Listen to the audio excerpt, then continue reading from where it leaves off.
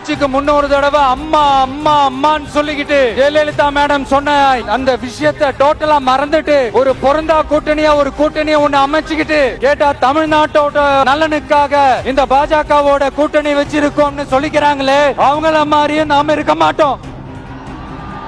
இல்ல நான் தெரியாம தான் கேக்குறேன். இந்த பாஜக அரசு தமிழ்நாட்டுக்கு என்ன செஞ்சுட்டாங்க? நீட்டை ஒழிச்சிட்டாங்களா? கல்விக்கு தேவையான அந்த நிதியை முழுசா கொடுத்துட்டாங்களா? இல்ல தமிழ்நாட்டுக்கு தேவையான எல்லா விஷயங்களையும் தான் சரியா செஞ்சுட்டாங்களா?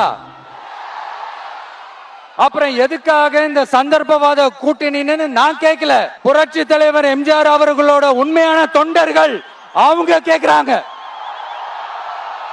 சரிப்பா, அவங்க கூட்டு பொரியல் அப்பளம்னு எதையாவது கிண்டிக்கிட்டோம், நமக்கு எதுக்கு? மக்களே, இன்னொரு முக்கியமான விஷயம், இத கவனமா கேளுங்க.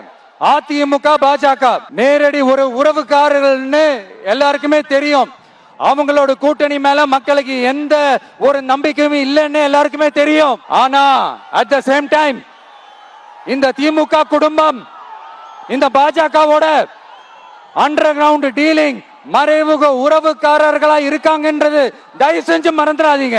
வரப்போற தேர்தல்ல, அடுத்த வருஷம் வரப்போற தேர்தல்ல நீங்க திமுகவுக்கு ஓட்டு போட்டீங்கன்னா அது பாஜகவுக்கு ஓட்டு போட்ட மாதிரி. வெளியில அடிச்சுக்கிற மாதிரி அடிச்சுப்பாங்க, ஆனா உள்ளுக்குள்ள வேணாம் மக்களே, ஜாக்கிரதை.